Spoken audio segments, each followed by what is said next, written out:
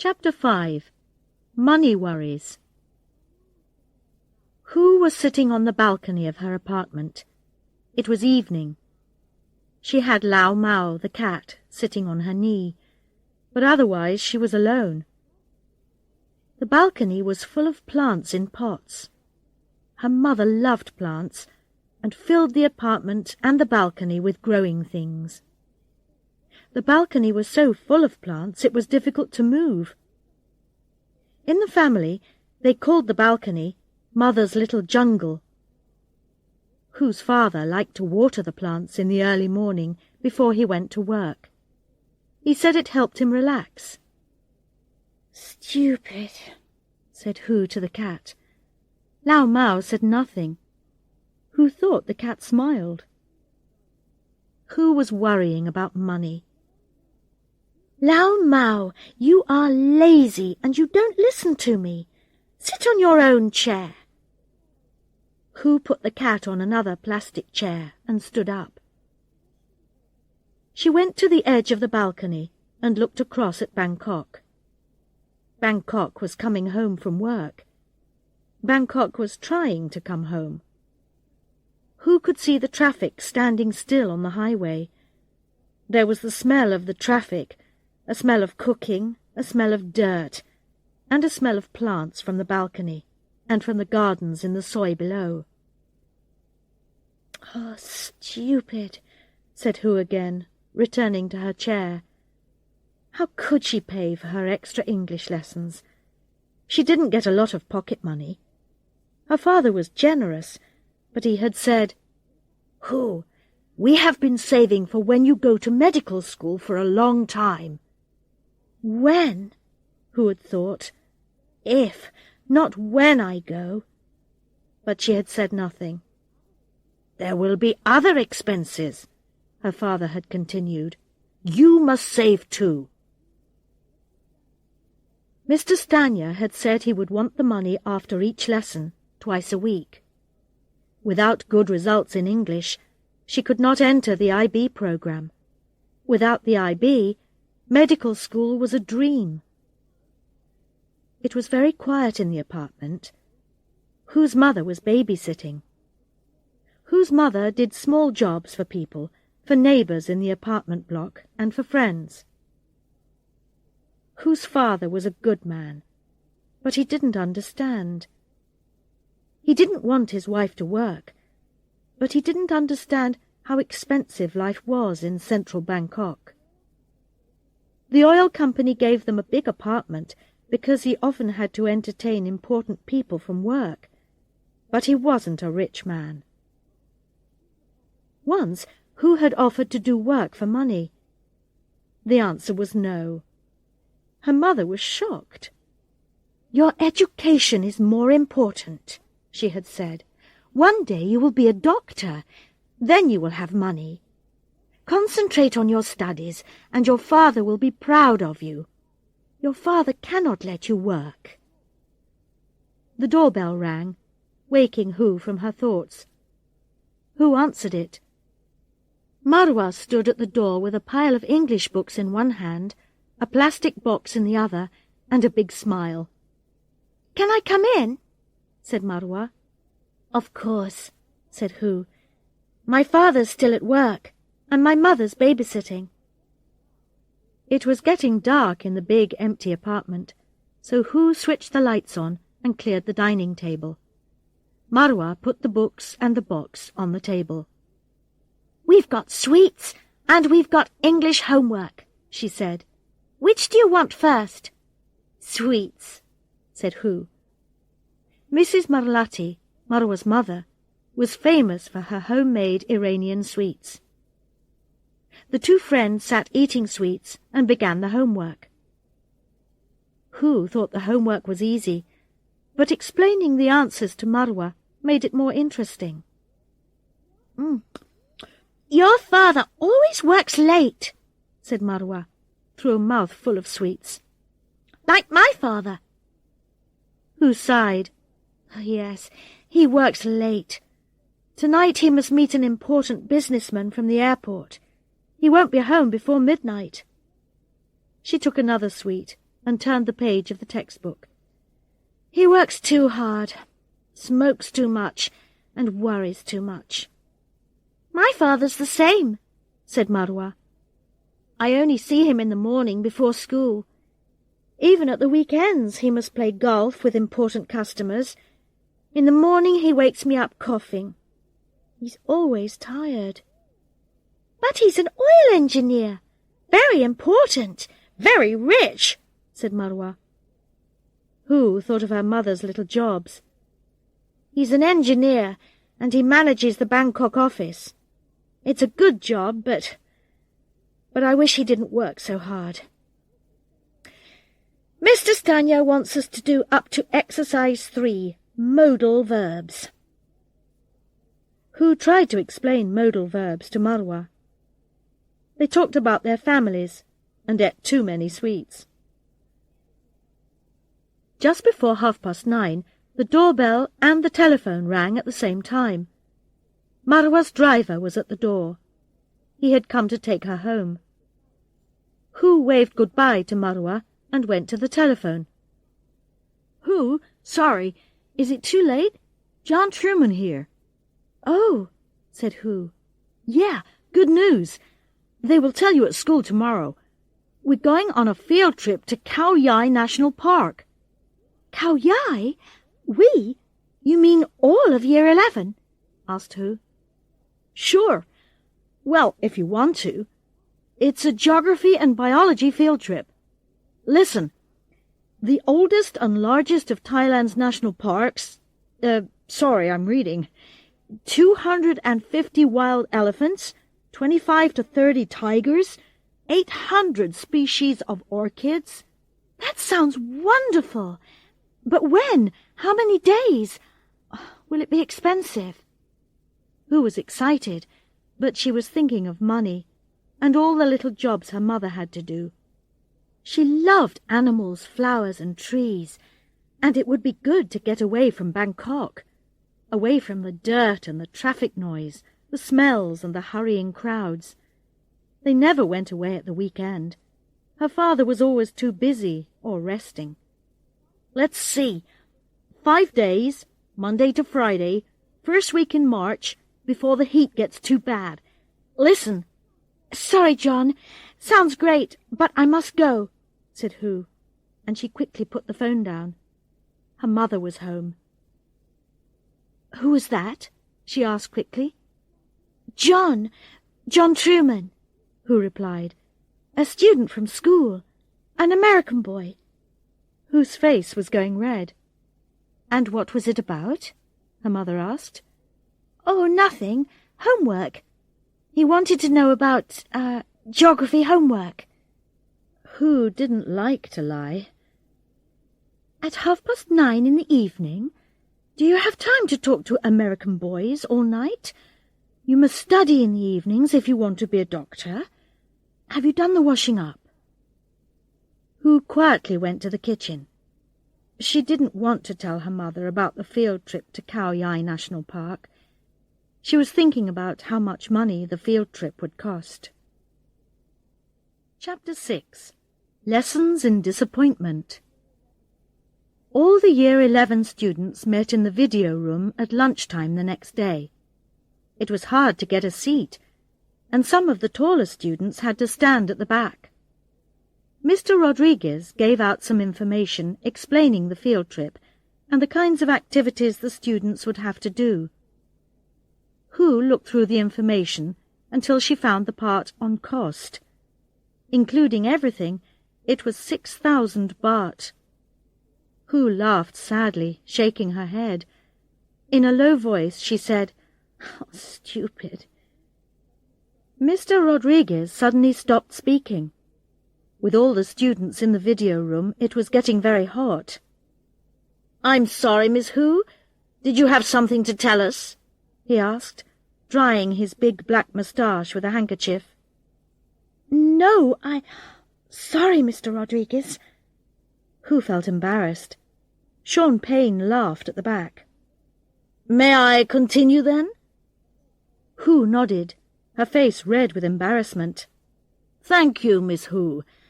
Where was I? Yes. Hu was adding up the cost in her head.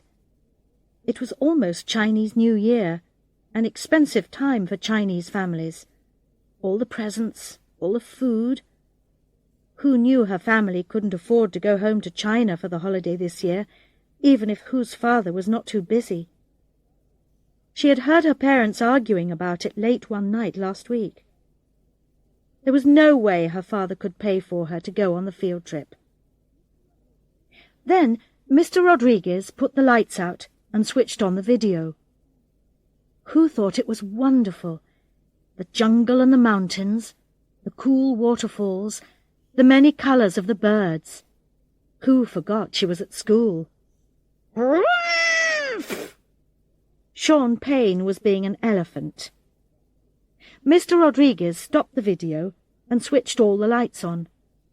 Sean was standing using his arm as the elephant's trunk, while the boys next to him were laughing. "Get out, Sean!" shouted Mr. Rodriguez. "You can come and see me at 3:30. Mr. Rodriguez touched his moustache with his handkerchief and said something quietly in Spanish. Some of the students at the back of the classroom clapped their hands as Sean left the room. Hu found Mr. Stanya's classroom empty when she went there at 3:30 that afternoon. She waited outside for nearly 15 minutes until Mr. Stanya came and opened the door. His body touched hers as he pushed past her. He smelled of sweat and tobacco smoke. "Sorry, Hu, I'm a bit late. Had to go to the teacher's room." He sat down heavily and opened his desk, taking out a can of cola and some textbooks. He pushed his desk back and put his feet on the desk. He yawned and turned the pages of the textbook. "So, you spoke to your father, Hu?" "Mr. Stanya, I don't want my father to know about these lessons. He worries about my results. I don't want him to worry. If my results improve, there won't be a problem." Mr. Stanya smiled slowly, his hands on his bald head. He laughed quietly and smiled. "That's fine, Hu. This can be our little secret. Our little secret." Then he laughed again. "Okay," he said. "Let's do something on tenses. Things you usually do in the past. Page 14, exercise 3A. Mr. Stanya handed Hu an old copy of the students' workbook that went with their textbook. Then he settled down with a magazine. Hu couldn't see the magazine, but Mr. Stanya gave it all his attention, smiling and laughing as he turned the pages. He seemed not to know Hu was in the classroom. Hu worked through the exercises. At first they seemed easy, but then she wanted to ask a question. "Mr. Stanya?"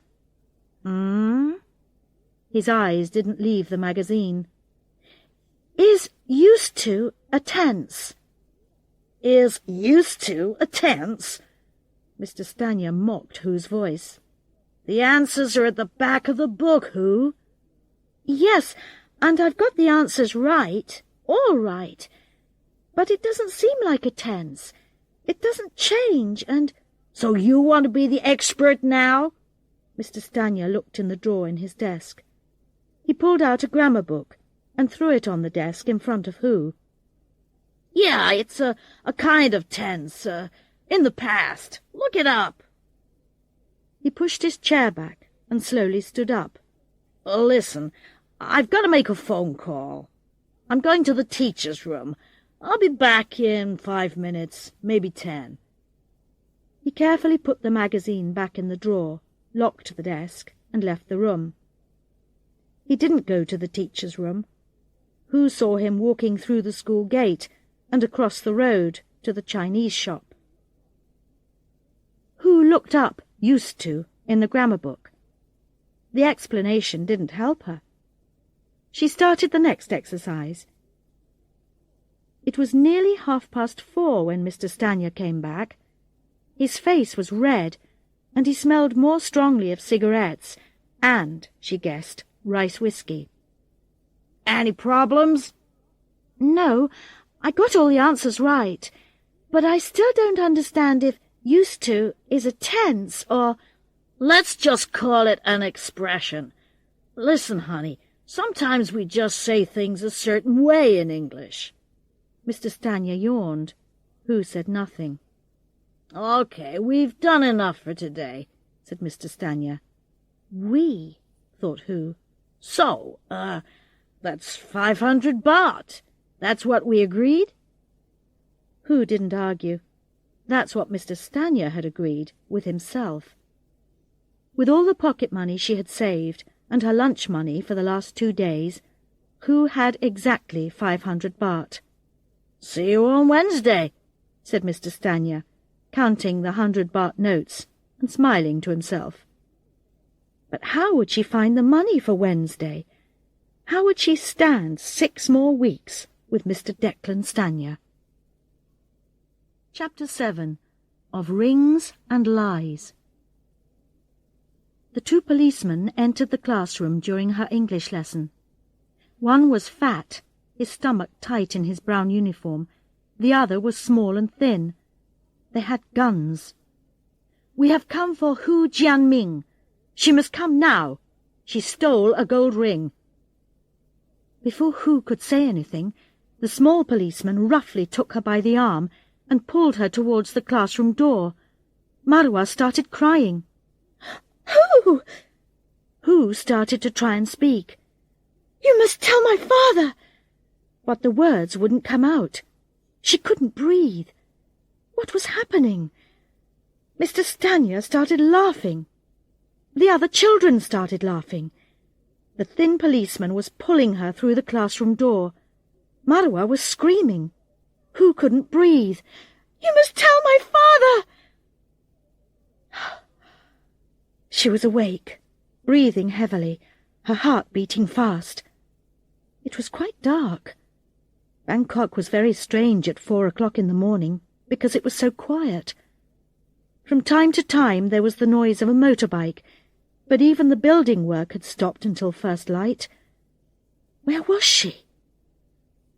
"I am in my own bed. I am at home. There are no policemen. I did not steal the ring." Hu tried to calm herself. Slowly her breathing and her heart returned to normal. It was a dream. Of course! The ring! Auntie Wang's ring! Auntie Wang was Hu's mother's cousin. The ring had belonged to Auntie Wang's mother before she died.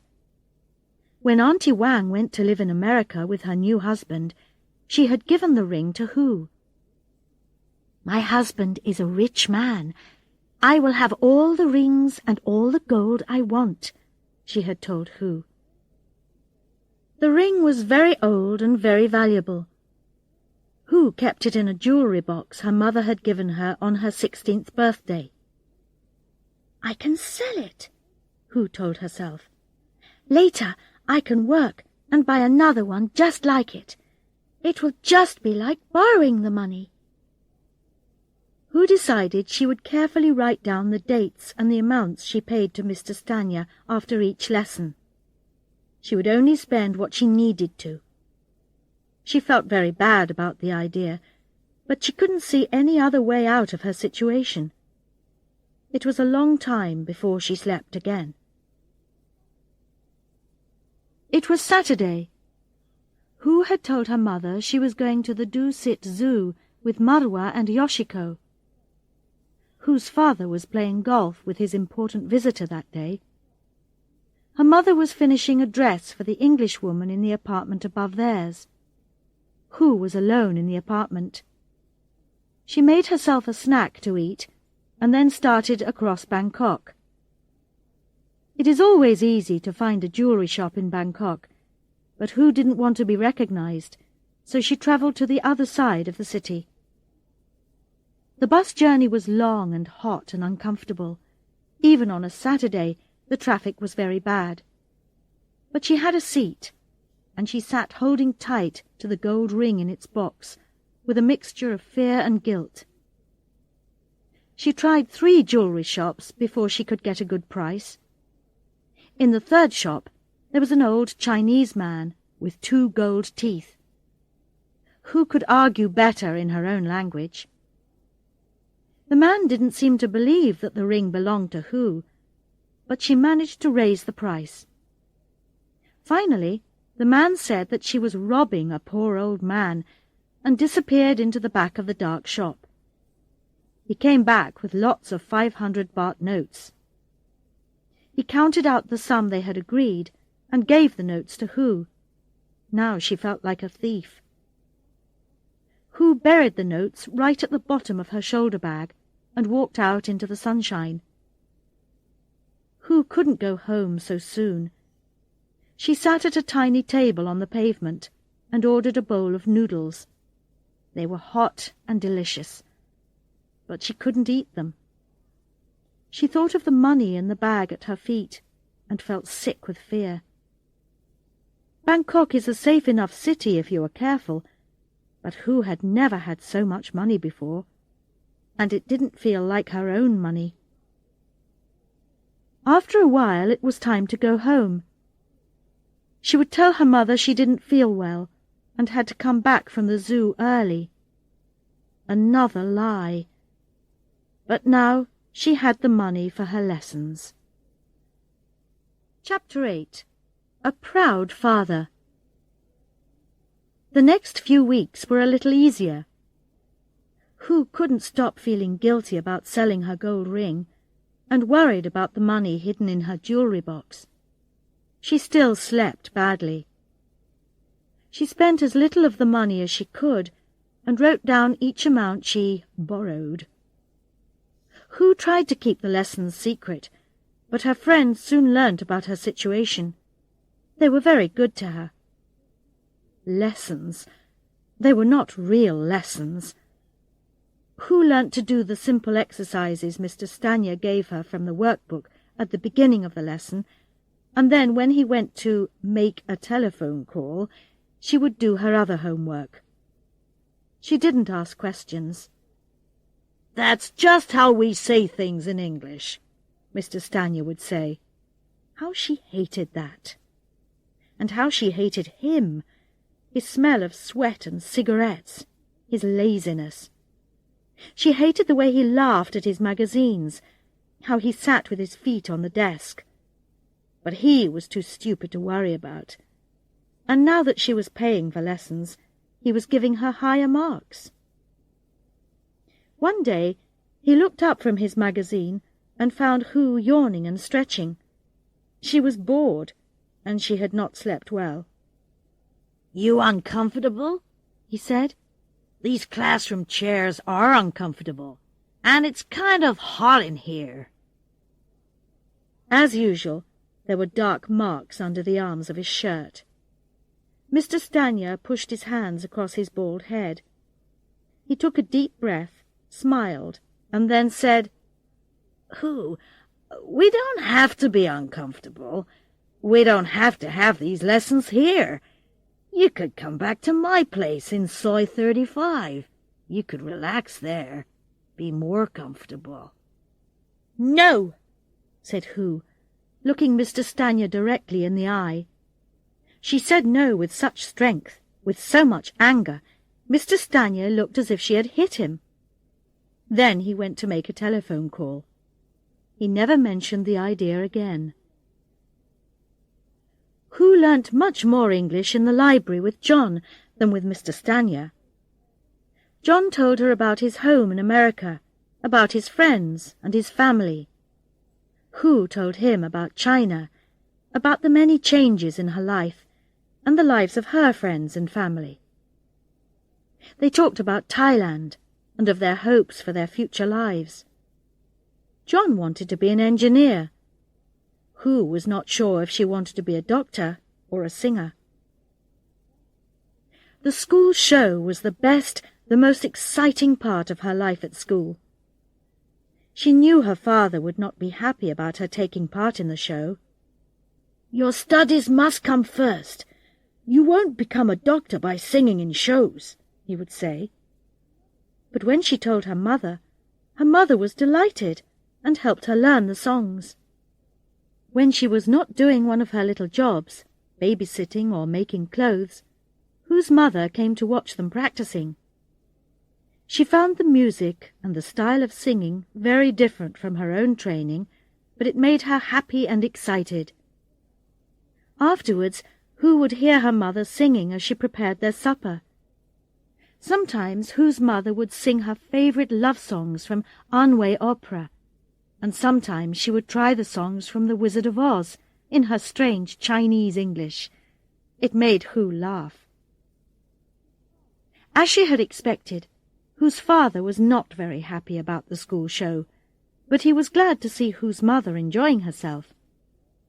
He pointed out that Hu needed all her spare time for studying, but left the decision to her. After a while he said nothing. Perhaps he was too busy and too tired to argue. All the talk among her friends was about the field trip to Khao Yai. They talked about which groups they would join and which activities they would do together. Hu didn't like to feel jealous. She had told Mr. Rodriguez she couldn't go because she had to prepare for the Chinese New Year holiday. Mr. Rodriguez was disappointed. Hu was his star pupil in biology. Hu said nothing when her friends were making their plans. She told herself it was more important to prepare for the selection tests for the IB. The tests were a week after the field trip. One morning, a week before the field trip, Hu was woken up by the sound of her father coughing. He was on the balcony outside her room, watering Mother's little jungle. A few seconds later, he knocked on her bedroom door. "Jianming, I want to talk to you." It sounded important. Hu put on her dressing gown over her pyjamas and joined her father at the breakfast table. Her mother was in the kitchen. "Father, you're smoking. It's not even 7 o'clock," said Hu. "Oh, sorry." He put out his cigarette. "Important meeting today. Sorry." He held up some papers. "What's this?" Hu could see that it was the information about the Khao Yai field trip. "Your mother was looking in your school bag for your dirty sports shirt," he added. "I'm sorry, Father." "And she found this. Why didn't you tell us about this?" Hu's father looked disappointed. "I'm sorry, I forgot. It's not important. I don't want to go." Hu couldn't look at her father. He lit another cigarette without thinking. Hu said nothing. Her father smoked the cigarette and then asked her, "Which is it? You forgot? You thought it wasn't important? Or you don't want to go?" "But, Father, it's so expensive." "But, Jianming, it's so important. It's biology. If you want to be a doctor, you must be good at biology. There is always money for your education. And I know how much you love plants and birds and animals. You need a break from Bangkok." He sighed. "I know I'm always too busy to give us a holiday. I'm sorry. My work is so important." "It's too late now. I've told them I cannot go." "You told them you had to prepare for the Chinese New Year holiday. You know that's not true." Her father looked hurt. "You've spoken to Mr. Rodriguez?" asked Hu. "I have, and it's not too late. Another student had to drop out. He has to go into hospital for a small operation." Hu's father stood up, checking his jacket pockets for cigarettes. "It's all arranged, all paid for, you silly girl." He laughed and started coughing.